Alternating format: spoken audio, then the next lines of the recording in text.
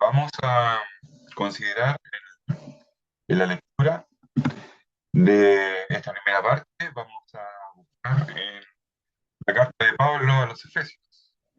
Vamos a la carta de Pablo a los Efesios y vamos a considerar el capítulo 2 de Efesios. Y en el capítulo 2 del libro de Efesios vamos a considerar dos versículos en esta primera parte de predicación del Evangelio. Dice Efesios, el capítulo 2 y versículo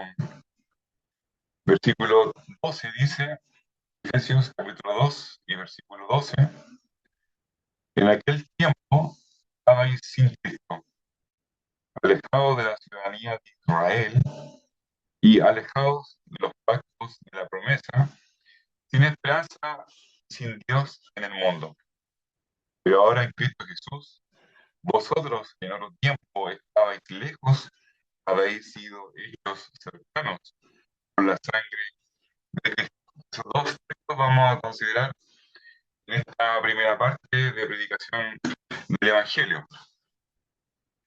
Esta carta siendo escrita, ¿verdad?, a creyentes que estaban en Éfeso. Creyentes que en su mayoría eran no creyentes, eran no judíos, no judíos, ¿verdad?, al igual que nosotros, es decir, eran gentiles. Y al leer estos textos, ¿verdad?, donde dice, ¿cierto?, que en aquel tiempo, es decir, en un periodo pasado, ¿verdad? Se daba cierta condición en que se encontraban los creyentes allá en Éfeso. Y como digo, este texto habla de una condición pasada de los creyentes que estaban allá en Éfeso. Pero sin embargo, estos textos no son el pasado de muchas personas, lamentablemente, de muchas personas, y no es el tiempo pasado de quienes lamentablemente aún son oidores y no hacedores de la palabra del Señor. A nuestros amigos que se conectan, nuestros amigos que aún no han dado el paso de fe, aún no han dado el paso de fe. Aquí hay una definición de un inconverso sin Cristo. Una persona que está sin Cristo es una persona que perdida, está muerta en sus delitos y pecados. A los creyentes, nosotros podemos decir que en un tiempo pasado estábamos sin Cristo. No éramos creyentes, no éramos hijos de Dios, no éramos del pueblo de Dios, no éramos participantes, herederos de bendiciones. Nuestra ciudadanía no era del cielo. En otro tiempo, en aquel tiempo, como Pablo le recuerda a los hermanos allá en Éfeso. Pero lamentablemente, este es un tiempo presente para quienes no son del Señor. Para usted, para ti, estimado amigo, es tu tiempo, tu estado actual. Tú estás sin Cristo, estás sin Cristo. Una definición de alguien que está perdido. Estás sin lo más importante, que es la persona de tu Salvador, el Señor Jesucristo. Y aquí está hablando, ¿verdad?, acerca de quienes no eran del pueblo de Israel. Nosotros, los gentiles, no somos judíos. Y antes, cuando estábamos sin Cristo, también estábamos lejos de muchas bendiciones. Nosotros los judíos, nosotros los gentiles que no somos judíos, en nuestro tiempo pasado, los creyentes, estábamos sin Cristo, y estamos alejados de la ciudadanía de Israel.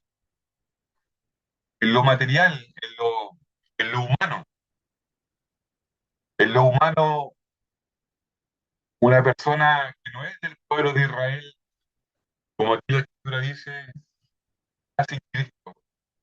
Es decir, está sin un Mesías, sin un elegido, un enviado de Dios. Y esa es la condición presente de quienes nos escuchan, de quienes han oído el Evangelio. No sé,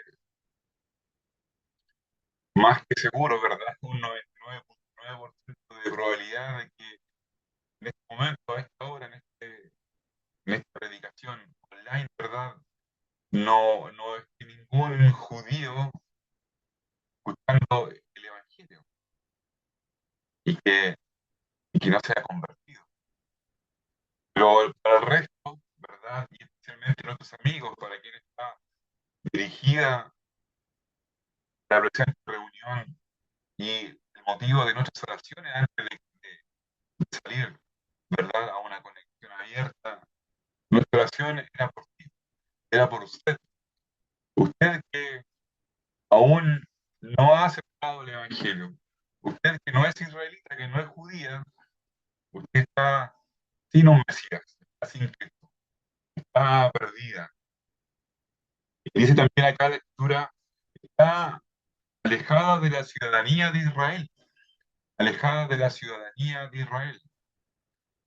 En la antigüedad, sobre todo, en la antigüedad, estar lejos de la ciudadanía de Israel era una gran desventaja.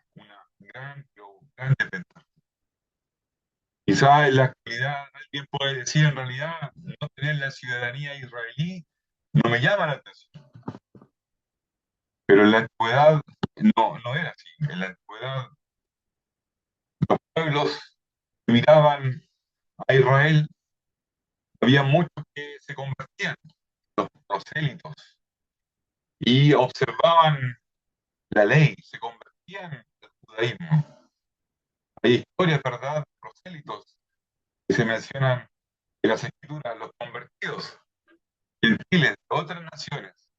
Vemos el caso de aquel alto funcionario del gobierno de Etiopía que iba a entregar sus votos al templo, un alto noble de aquel reino, ¿verdad?, converso, prosélito.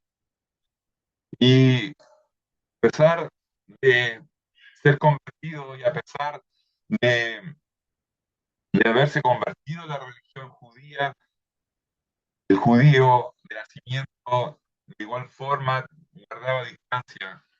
Quienes no eran, según el linaje de Abraham, ¿verdad? Que tanto hasta el día de hoy cuidan. Bueno, porque entre nosotros, los creyentes, estábamos sin Cristo, sin salvación. Estamos alejados de la ciudadanía de Israel, alejados de la ciudadanía de Israel y como les mencionaba en la antigüedad, pertenecer al pueblo de Israel era un resguardo. El pueblo de Israel en la antigüedad, estamos hablando de 3.000, 4.000 años atrás, en que tenían leyes, tenían una ley que les privaba de muchas cosas, pero esa ley era el resguardo de toda una nación. Los pueblos paganos no tenían leyes. Y podemos ver en cuanto a la ley muchas indicaciones rigurosas que eran con el fin de resguardar al pueblo de Israel.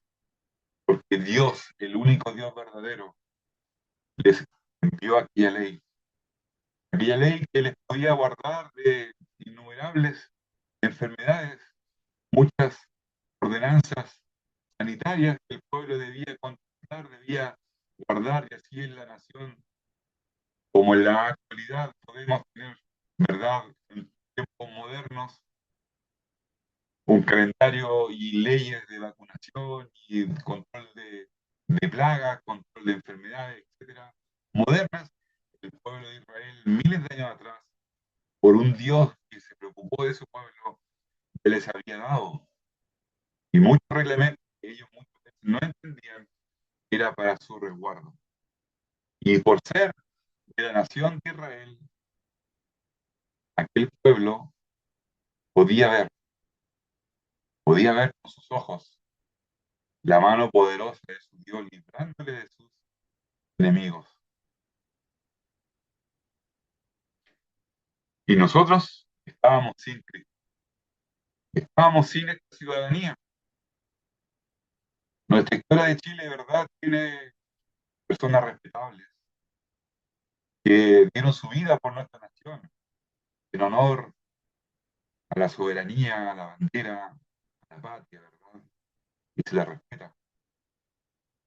Los ciudadanos israelíes tienen a aquel David que enfrentó a Goliat, tienen a aquel Moisés que por mano poderosa de Dios pudo atravesar aquel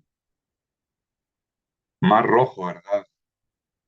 Tienen aquellos profetas que hicieron señales asombrosas, milagrosas. Están ahí, es el Antiguo Testamento, es su historia. La historia de la nación está ahí en el Antiguo Testamento. Qué gran privilegio, ¿verdad? Los ciudadanos de la nación de Israel. Qué gran privilegio, los judíos, tener a un Dios que les cuidó, que les formó, siendo ellos nada, los tomó con mano poderosa. Pero nosotros los creyentes, los gentiles, sin Cristo, alejados de la ciudadanía de Israel, lejos de una moderna nación que tenía leyes que hasta el día de hoy les guardan, les protegen. Muchas leyes que son atemporales, que Dios, en un orden moral, les entregó. Estimado amigo, estimada amiga, estás sin Cristo, estás perdido, estás lejos de una ciudadanía que quizás no te orgullece tenerla, pero sí hay muchos que se enorgullecen ser israelitas, ser judíos, porque según la carne son un linaje escogido por Dios, según la carne. Y también debemos reconocer que según la carne vino el Mesías, los judíos, ¿verdad? Eso sí había sido la soberanía de Dios puesto en su plan.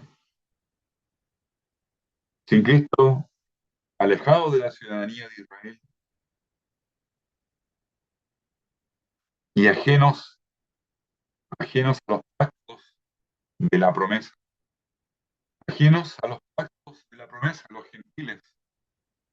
Los gentiles no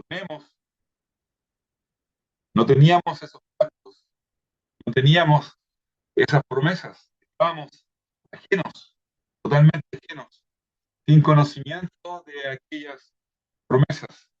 Y esta promesa no es una promesa de hombre, ¿verdad? Son como nuestras promesas, muchas veces por nuestras emociones damos y decimos que vamos a hacer y no cumplimos. Esto es una promesa, un anuncio con seguridad. Es algo divino, es algo bueno, que Dios anuncia una promesa. Estábamos lejos de todas estas promesas. Una persona que está perdida, que está ajena, está en desconocimiento de las promesas de Dios. Estimado amigo, estimada amiga, Dios llamó a un hombre, siendo este hombre ya anciano y su esposa ya anciana, pero sin embargo de la nada él tomó esto y en su voluntad comenzó a formarse un linaje. Aquella promesa que fue dada a Abraham, que el hombre ya anciano y su esposa ya anciana, Sin embargo, llegó aquel hijo de la promesa y de la cual vino aquella línea de descendencia, de la cual vino el Cristo, el Mesías, nacido de mujer, nacido bajo la ley. Nosotros, los creyentes gentiles, estábamos ajenos a todo esto. Dios había prometido a Abraham que de su promesa iban a ser benditas todas las naciones de la tierra, todas las naciones de la tierra. Ahí estaba la promesa, ahí estaba la promesa. Estimado amigo, amiga, escucha en esta tarde, Dios te ama y Dios ideó este plan de salvación antes de la fundación del mundo. Dios ideó un plan de salvación y debía su hijo tomar forma humana, tomar forma humana. Y allí estaba la promesa en aquel padre de los judíos, ¿verdad? Según la carne, también padre de los creyentes, según la fe, ¿verdad? Pero un gentil está ajeno a todas estas promesas, ajeno, ajeno a todas estas promesas que Dios fue concibiendo para poder un día, venido el conocimiento, venido el cumplimiento del tiempo, Dios envió a su Hijo al mundo para que diese su vida por el mundo. Hay provisión para todos, pero tú estás lejos. Todo esto te resulta ajeno, extraño, porque estás sin Cristo. Estás según la carne fuera de la ciudadanía de Israel, es decir, nunca en tu cultura no existe la idea de un Mesías, como lo es un judío en la actualidad. Y estás ajeno. Y todo esto es extraño para ti. Hablar de que Dios a un hombre llamado Abraham, de un pueblo judío israelita, del otro lado del mundo, que Dios le dio una promesa, tú estás lejos, ajeno, pero Dios ha estado siempre pensando en ti. Dios no quiere la muerte del impío, de alguien que está sin Dios. Quiere que el hombre pecador se convierta y sea salvo. Como comenzábamos en la primera parte, en aquel tiempo estaba sin Cristo, alejados de la ciudadanía de Israel por ser gentiles, ajenos de los pactos de la promesa, y estábamos sin esperanza. Nosotros los creyentes estábamos sin esperanza. Y este tiempo pasado para nosotros, lamentablemente, tristemente, dramáticamente, es tu tiempo, tu condición actual. Queremos, ese es nuestro deseo, nuestra oración, que tú un día también puedas leer este texto y decir, yo estaba sin esperanza. Y habla de que una persona perdida, sin Cristo, está sin esperanza, sin esperanza. Podemos decir de esperanza. Esperanza es un anhelo, ¿verdad? Tú tienes esperanza, sin duda tú tienes una esperanza de que en lo económico un día puedas trabajar en lo que estudiaste, que el país pueda tener nuevo rumbo, tienes la esperanza de que el nuevo presidente o presidenta o los nuevos diputados, los nuevos senadores, diputados, tú tienes la esperanza de quienes salieron van a hacer algo bueno. Porque esa es una esperanza, es un anhelo que se espera con placer, con ansia, con deseo, porque es algo bueno, esa es una esperanza. Pero aquí estamos hablando de una esperanza espiritual. Estamos hablando de una esperanza de algo material, de algo físico, de la esperanza de, como alguien en la mañana pidió, ¿cierto? Perder el dinero es mucho, la esperanza de volverlo a recuperar. Perder perder la salud es más, mucho más perder la salud, pero perder el alma es perdida tal que no se puede recuperar. Tú tienes esperanza en tu alma de que se pueda salvar? ¿O tu esperanza está en estas cosas materiales? La esperanza de un día poder casarte, alguien te ame de verdad, poder tener familia, tener hijos, ver nietos, ver una descendencia, poder disfrutar de esta vida, tener salud, esperanza de que vas a llegar a la jubilación con salud y tienes la esperanza de poder salir a recorrer el mundo. Esa es tu esperanza, amigo, amiga, porque muchos tienen esta esperanza. El mundo está tras eso. El mundo va tras estas cosas, estas luces, estas luces. Ahí ponen su esperanza, su anhelo. Que un día se cumpla todo eso. Que un día tener esto y luego la esperanza de tener otra cosa. Pero estamos hablando de tu alma, de tu eternidad. ¿Qué será de ti? Hay otro corito, ¿verdad? ¿Dónde estarás tú en 1000 años desde hoy? ¿Estarás feliz? ¿Estarás cantando por toda la eternidad? ¿Dónde estarás tú? ¿Dónde estarás tú? Preguntamos. Una persona que está sin Cristo es la definición de una persona perdida.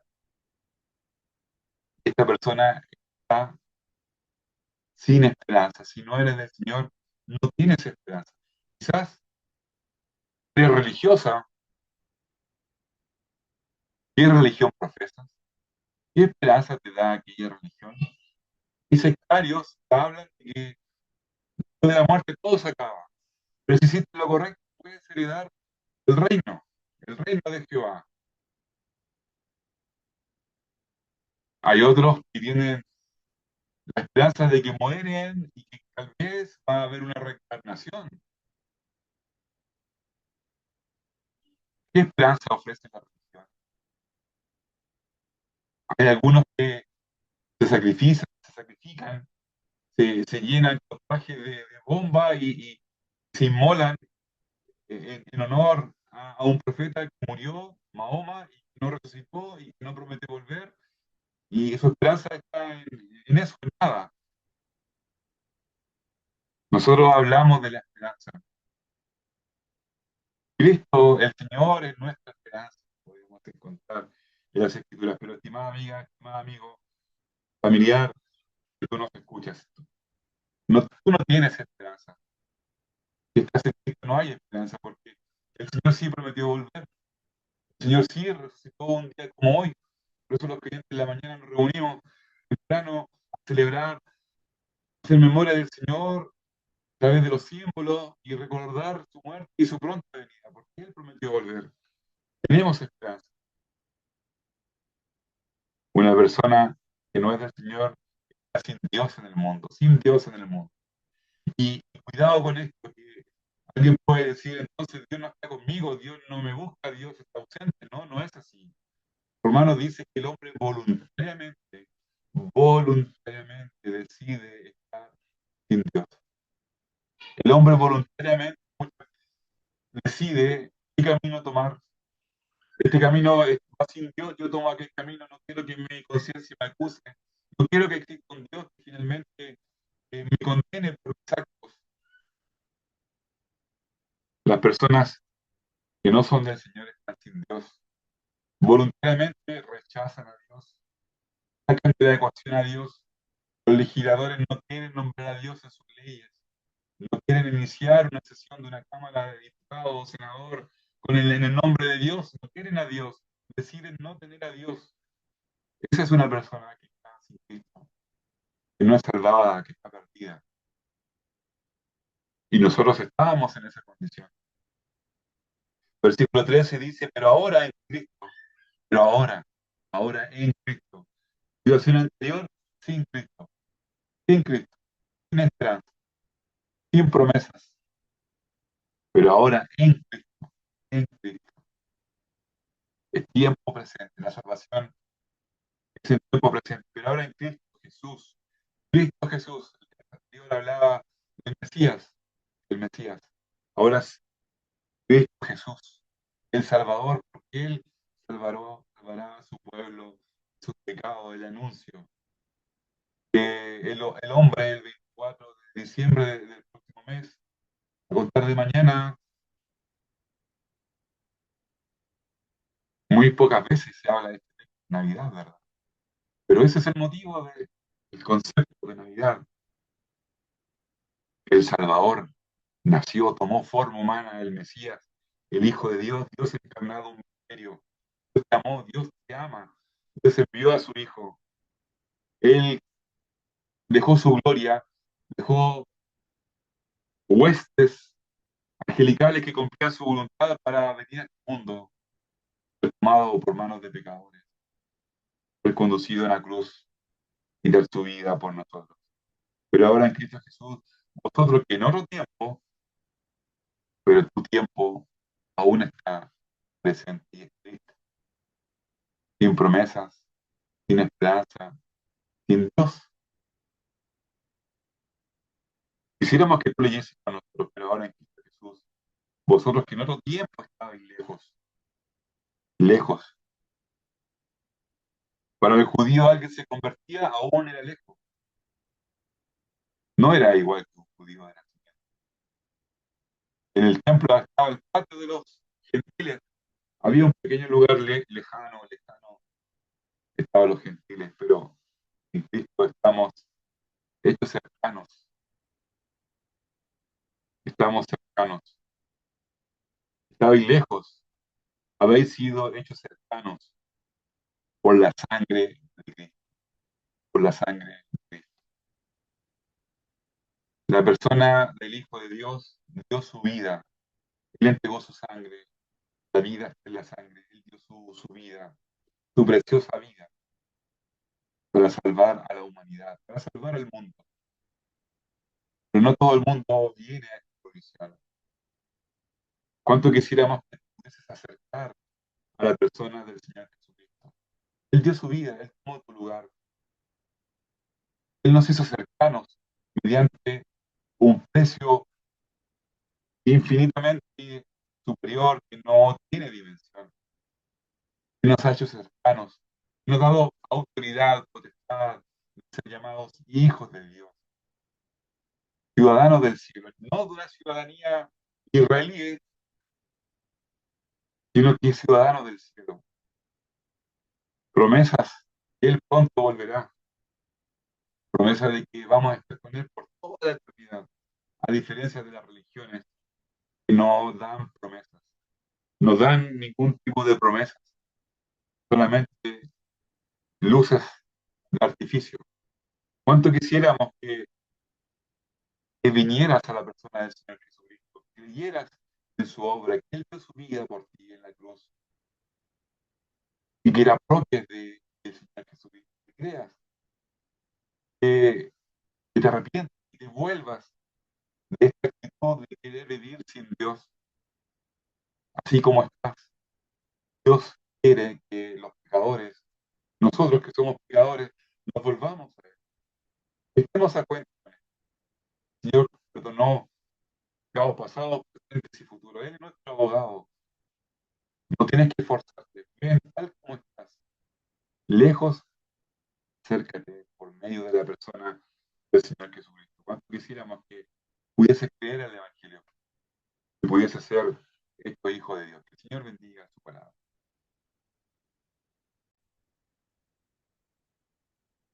Muy bien. En esta segunda parte vamos a tocar un tema que se me, se me vino a la mente después de em, que me llegó uno de esos mensajes que le llegan a uno todos los días. ¿Se ha fijado usted? Usted abre el celular y tiene mensajes. Algunos son de Google, algunos son de Windows, algunos son de otras personas también. Bueno, a mí me llegó un mensaje y era respecto a las iglesias evangélicas. Lo escribía una persona que era escéptica. Las personas escépticas son personas que dudan de todo, no atribuyen verdad a casi nada, asumen que alguien escribió algo o que alguien hace algo y no creen prácticamente en nada. Ya, es una persona, hay mucha gente así. Bueno, este artículo lo escribía una persona de ese tipo y argumentaba lo siguiente, decía, respecto a una iglesia evangélica que él frecuentaba o que había ido o que estaba al lado de su casa, no recuerdo. Decía lo siguiente, que en ese lugar los charlistas, se refería a los charlistas, a los predicadores, como personas que hacían charlas, imponen, dice, imponen culpa sobre las personas, tratando de convencerlos de que son malas personas. Lo hacen, decía él, hasta que consiguen afectar emocionalmente a las personas, hasta que los hacen sentir culpables y si no hacen eso, él se daba cuenta que el mensaje no funcionaba. O sea, tenían que inicialmente generar una emoción muy fuerte en las personas y de esa manera el mensaje les funcionaba. Él estaba suficientemente convencido de que estos charlistas necesitaban que su audiencia, en este caso podrían ser todos los que están escuchando, que su audiencia estuviera convicta, estuviera prisionera, estuviera sometida. Entonces, él criticaba el hecho de que este charlista hablaba de lo mala que era la persona, que el ser humano era una persona mala, malvada, de malas intenciones, y que nada bueno podía salir del hombre. ¿Ok? Bueno, esta es la visión que tenía esa persona y escribió ese pequeño artículo. Y su intención era que no escucharan este tipo de mensajes, que nadie escuchara a estos señores que dicen que el ser humano no es bueno, es una persona mala, es una persona que no tiene buena intención en su corazón, en términos generales, en términos generales. Que no se dejen influenciar por esos mensajes. ¿Saben qué? En algún sentido tiene algo de razón esta persona. Eh, y aquí voy a la parte que quiero que podamos meditar esta tarde. ¿En qué sentido tiene algo de razón esta persona? No, no que no escuchen al charlista. Escúchenme, por favor. Escúchenme, escúchenme. Porque, porque traigo palabra que es de Dios, no es mía. En cierto modo tiene razón porque lo que es la evangelización, la evangelización requiere que la persona, que usted, que yo en algún minuto, años atrás, esta persona tome conciencia de que hay pecado en su vida. Eh, El Señor dijo que no había venido a, a sanar a los sanos. Los sanos no necesitan de doctor. Los enfermos son los que necesitan de doctor. Entonces, de alguna manera, sí hay que hacerle ver a la audiencia de que tenemos un problema, que tenemos un problema, que hay maldad en nosotros, que hay pecado en nosotros. Es una verdad que no nos gusta. Eso hay que decirlo. No hay mucha gente a la que le gusta que le digan, oiga, sabe que usted es un pecador. Tengo la impresión, y siempre la he tenido, de que asumimos que los pecadores, los malos, los malvados, están en las cárceles o están siendo buscados por la policía, porque esa es la gente mala. Yo y usted probablemente no nos sentimos malos, no nos calificamos de malos. Ahora, cuando alguien a usted en una prédica como esta tarde le dice que usted y yo tenemos una carga sobre nosotros, sobre nuestros hombros, una carga que es el pecado. El problema es si esa carga, el pecado, no ha sido descargada, no ha sido liberada y usted la sigue llevando. El problema es un poquito, volviendo a esta persona escéptica que criticaba esto, el problema es si usted termina suficientemente convencido o convencida de que usted no es la persona de la que estamos hablando, que usted no es una persona pecador, pecadora, malvado, que en algún minuto le va a aflorar una mala intención, un pecado detrás. ¿Ya? Algunos, probablemente algunos, eh, rara vez hacen esto de pecar, ¿sí? Hay gente que está todo el día, hay gente que está muy rara vez, hay gente que incluso no tiene ni siquiera mucha oportunidad de pecar, pero el Señor es muy claro en eso, es muy claro en eso. O sea, yo no quiero en usted generar ninguna mala emoción. Quiero que tengamos conciencia de que el ser humano somos así, somos así. El apóstol Pablo decía que él no quería ser así, que su deseo interior era que no quería pecar, no.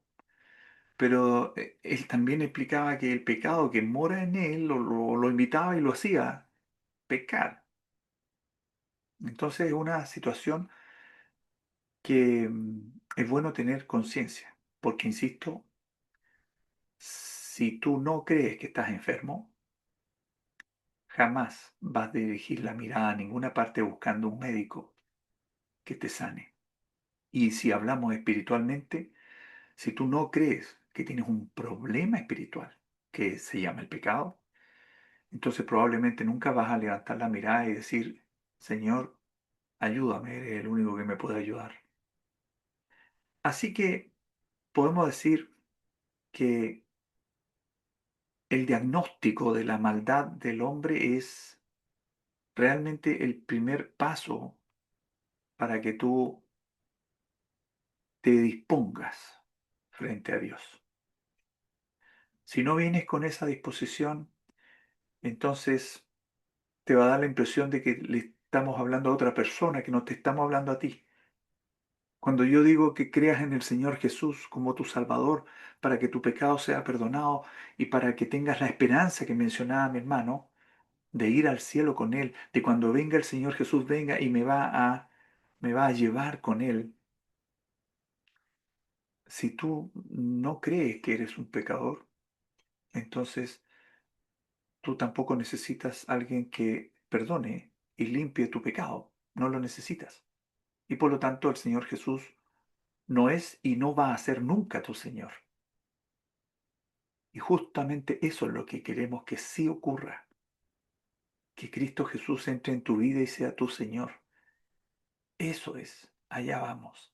Entonces, si pudiéramos decir que la evangelización, lo que estamos haciendo ahora, presentar el Evangelio, presentar a Cristo Jesús, si fuera una especie de proceso, podríamos decir que el primer paso en este proceso es que haya un efectivo diagnóstico de tu maldad, de mi maldad. Si no, no, vamos a, no vamos a perder el tiempo, pero casi.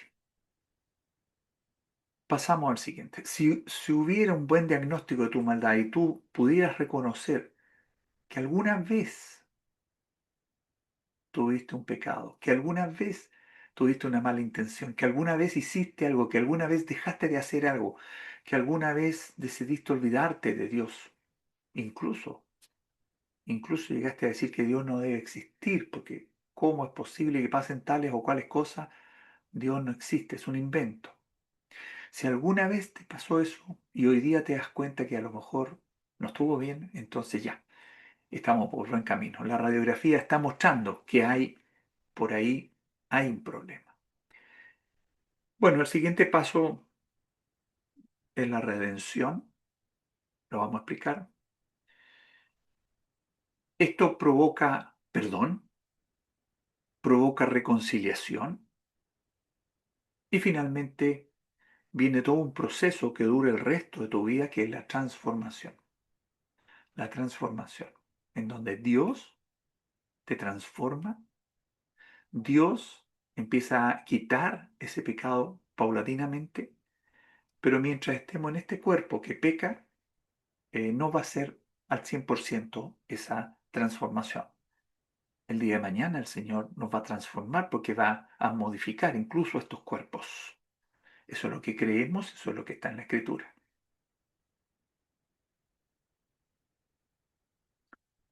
A estos pasos, diagnóstico de la maldad, redención, perdón y transformación, vamos a sumar dos cualidades de Dios que están presentes aquí: la misericordia y la gracia. La misericordia y la gracia. Y vamos a hablar de eso al final. ¿Ok? Muy bien. Los voy a invitar a que leamos y voy a compartir una... A ver, por acá lo tengo. Vamos a compartir la pizarra mía. Compartir. Vamos a compartir la... Esa es. Muy bien.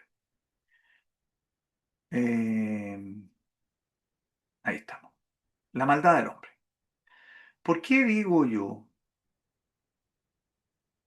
que el diagnóstico es que tenemos maldad? ¿Me lo digo yo? Veamos. Jeremías 17:9. Engañoso es el corazón más que todas las cosas, y perverso. ¿Quién lo conocerá? Duele, ¿ah? Duele. Esta es palabra de Dios, no es mía. La primera impresión es decir, aquí el Señor a través del profeta está refiriéndose a otra persona, no a mí, porque el profeta no me conoce a mí. Cuidado, esta es palabra de Dios y Dios me la está diciendo a mí y a ti. Engañoso es el corazón más que todas las cosas y perverso. ¿Quién lo conocerá? Yo sé que usted conoce gente muy amorosa. A lo mejor usted es una persona muy amorosa. Pero cuidado, ese corazón amoroso es engañoso y dice que es perverso. O sea, hay un momento en el que ese corazón se da vuelta. Hay un momento en la vida. Hay mucho tiempo en la vida. Génesis 6, versículo 5. Al ver el Señor que la maldad del ser humano en la tierra era muy grande y que todos sus pensamientos tendían siempre hacia el mal, mire lo que observó Dios, que la maldad del ser humano en la tierra era muy grande. Bueno, el Señor, si usted sigue el relato después, lo puede seguir, Génesis 6, 5, el Señor decide terminar con la raza humana. Esa es la decisión que toma Él. Porque Él había creado una raza humana a su imagen y semejanza. Esa raza humana desobedece y se va por su propio camino, un camino que el Señor le permitió. El Señor permitió que hubiera un camino que era sin Él, fuera de Él, y el hombre toma exactamente ese camino. Mire lo que ve el Señor, Dios, ve que la maldad nuestra era muy grande y que nuestros pensamientos, ¿usted se habría imaginado que los pensamientos podían ser calificados de pecado también?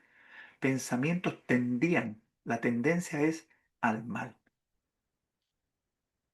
Sí, a veces tenemos tendencia al bien, pero muchas veces tenemos tendencia al mal. Y mire qué dice Marcos. Bueno, después de eso el Señor provocó el diluvio, ¿ah? En Génesis 6, después de eso. Marcos 7, porque de adentro del corazón humano salen los malos pensamientos, la inmoralidad sexual, los robos, los homicidios, los adulterios, la avaricia, la maldad, el engaño, el libertinaje, la envidia, la calumnia, la arrogancia, la necedad. Ay, ay, ya no quiero escuchar más. ¿Quién será esta persona que están mencionando aquí? Soy yo. con mucho respeto te lo voy a decir, eres tú. No, sí, no, no siempre somos inmorales, no siempre somos homicidas. Yo jamás he sido homicida, dice alguien. Cuidado, cuidado.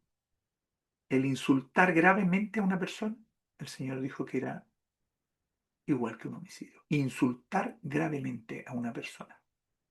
Decirle una palabrota de grueso calibre para insultarlo como que es un torpe, una persona similar a un homicidio. El estándar de Dios no es el nuestro, no.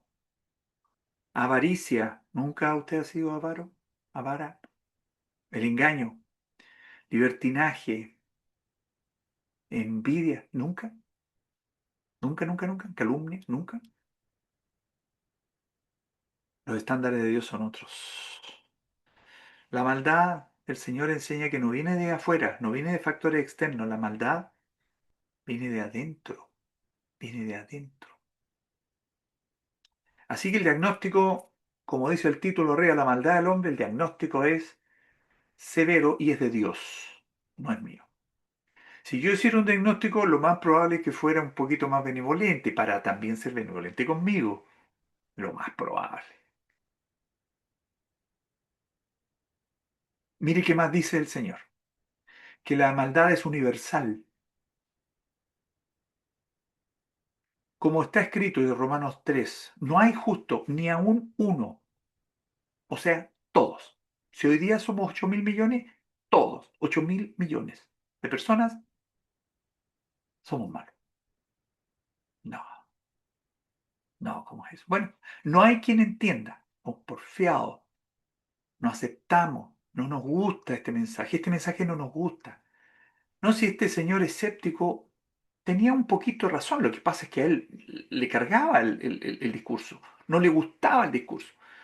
Pero de nuevo, la intención que nosotros tenemos en decirle a usted y decirme a mí que hay maldad en nosotros, no es para provocar un quiebre emocional y yo tomarlo a usted y hacer lo que quiera con usted. Sacarle plata, inscribirlo en no sé dónde, obligarlo a hacer... No, no, no, por favor, muy lejos. Queremos tener un diagnóstico un poquito más cercano a la realidad porque nosotros, en forma natural, no tenemos ese diagnóstico nosotros. No nos consideramos malos, nos miramos al espejo, nos encontramos hasta bonitos. Imagínense, imagínense. No hay quien busque a Dios, todos se desviaron, a unas se hicieron inútiles. No hay quien haga lo bueno, no hay ni siquiera uno, ni siquiera uno. 8.000 millones de personas, más otros tantos cientos de millones, o no sé si miles de millones, de los que ya pasaron, que no están. O sea, la maldad es universal. Todos, todos, todos, todos. La escritura dice que hubo uno que no tuvo esta maldad. Ya vamos a hablar de él. Uno, uno, pero es uno especial. Eclesiastés 7. No hay en la tierra nadie tan justo que haga el bien y nunca peque. ¿Se fija? A esto es lo que iba yo. Oiga, si yo la mayoría del tiempo soy una buena persona. Alguna vez, un pequeño cosito, un desliz, un engaño chiquitito, alguna vez. Pero no, no, no, no. Yo no soy un malvado permanente. Tendré unos escapes.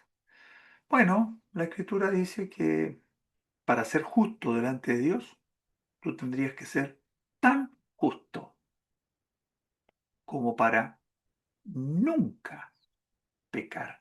Nunca. No hay nadie que sea tan justo y que haga el bien y nunca peque. Son versículos que marcan un estándar altísimo, altísimo. A veces pensamos que Dios es una especie de abuelito sabio y que nos va dando unas pautas, pero que esas pautas son para nosotros, son a nuestro nivel. No, son pautas a su nivel. Dios es santo. Dios no,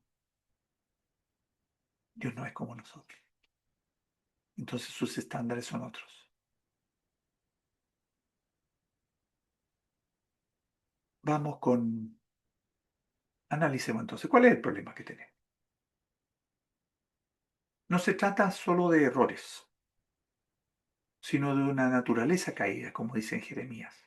Nadie es lo suficientemente bueno para salvarse a sí mismo, lo que está en Romanos.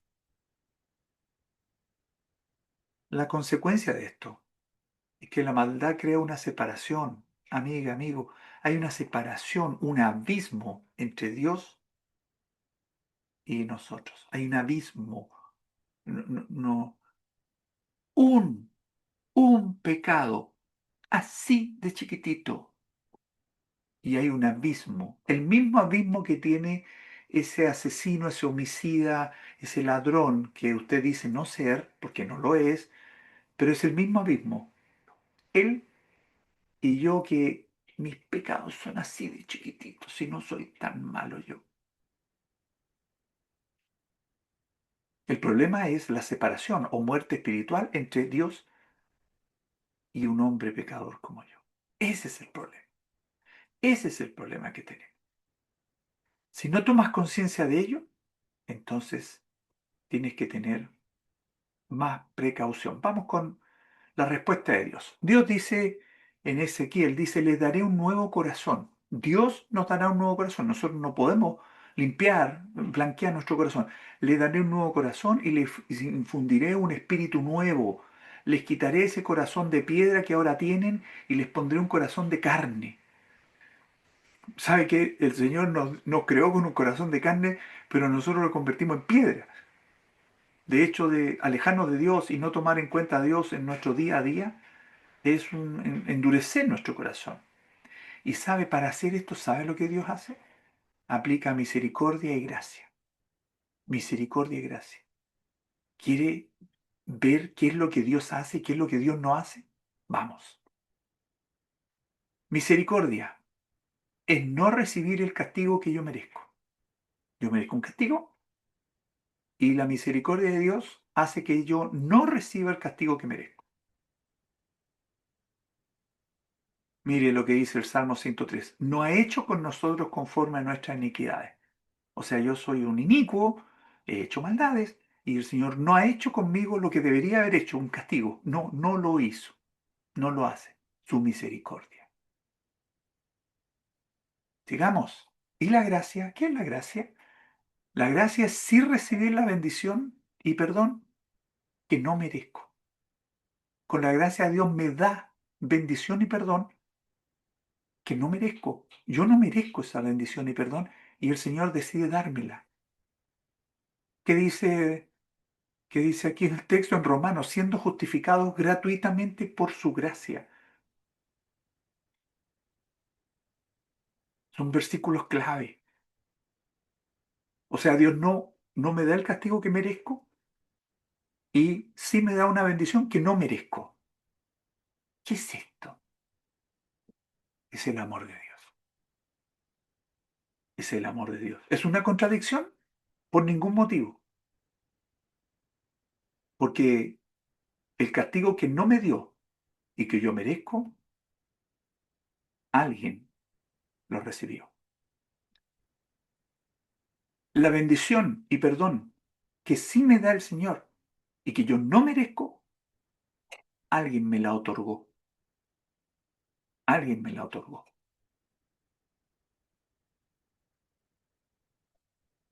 El primer paso para recomponer tu relación con Dios es aceptar que esa relación está rota desde tu nacimiento. Si no, eh, dese una vueltecita y vuelva. Piénselo, piénselo. Pero por favor, no tarden más. Llevamos la carga del pecado a nuestros padres eran pecadores y nos heredaron esa carga. Y luego tenemos nuestro propio pecado, que se suma al pecado que ya traíamos. Y esto nos aleja de Dios. Si no aceptas que estás lejos de Dios, que tienes pecado en tu vida, entonces sientes que no necesitas el perdón de Dios, por supuesto. Por lo tanto, tienes que aceptar, tienes que entender que tienes pecado, que estás lejos de Dios Tal vez tu intención es estar cerca de Dios, pero por favor, no te pongas como si estuvieras cerca de Dios porque hay pecado y eso te aleja, hay un abismo. Dios es santo. Dios no nos recibe en su presencia con un pecado que no ha sido perdonado. Dios es justo, aplica sanciones al pecado que mora en nosotros. Él no pasa por alto el pecado que está en nosotros. ¿Y me castiga a mí? No, ya lo vimos ya, ya lo vimos. Que no me castiga por su misericordia.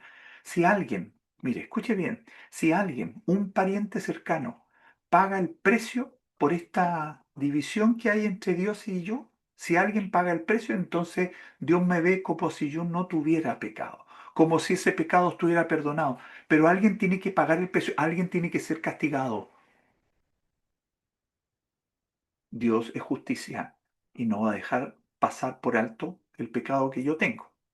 Y el pecado que yo tengo es una realidad, pero Dios me da perdón y pasa por alto el pecado. ¿Y por qué? Porque un pariente cercano recibió el castigo. Y ese es Cristo Jesús, mi pariente cercano. ¿Por qué es mi pariente cercano? Porque Cristo Jesús es Dios, pero se hizo hombre, se hizo como yo, pero sin pecado. Él podía pagar el precio. Yo no puedo porque tengo pecado, tú no puedes porque tienes pecado, pero Cristo Jesús puede pagar el precio de todos porque no tiene pecado. La gracia y misericordia de Dios se manifiestan en Él. Dios no nos aplica el castigo que merecemos. En cambio, nos regala una salvación que no merecemos. Dios nos perdona porque le place hacerlo. Le place hacerlo. Lo quiere hacer. ¿Y quién paga mi pecado? Hay uno que lo pagó, Cristo Jesús. Yo no podía hacerlo. Tuvo que ser otro. Yo no tengo recursos, no tengo cualidades, no tengo capacidades para pagar nada respecto a mi pecado. Nada. Y hubo uno, pariente cercano, porque se hizo uno de nosotros, con una vida perfecta. Él sí es un impecable. Él no pecó. Yo sí. Él es un siervo ejemplar. Él pagó el precio. Cristo Jesús. Por eso te digo, una vez más, ¿cuántas veces te lo he dicho? ¿Cuántas veces me lo dijeron a mí y no lo recibía? Recibe a Cristo, cree en el Señor Jesucristo y serás salvo. Cree en el Señor Jesucristo y serás salvo. Vamos a orar para terminar. Dios y Padre Celestial, te damos gracias. Te damos gracias por darnos esta doble presentación del Evangelio. Entendemos que tú quieres perdonar y salvar al pecador, a nosotros, pero tiene que haber un reconocimiento inicial de que somos pecadores y que no podemos hacer nada, a lo más allegarnos a ti y recibir lo que tú nos das, tu salvación. Señor, te pedimos que esa salvación pueda llegar a nuestra casa y a nuestra vida. Danos, danos esa salvación. La recibimos, la aceptamos y vendrá el proceso de redención, de perdón, de transformación. Y te damos gracias, Padre, porque un día más podemos presentar este Evangelio glorioso. Gracias te damos. Quedamos en tus manos. En el nombre del Señor Jesús. Amén.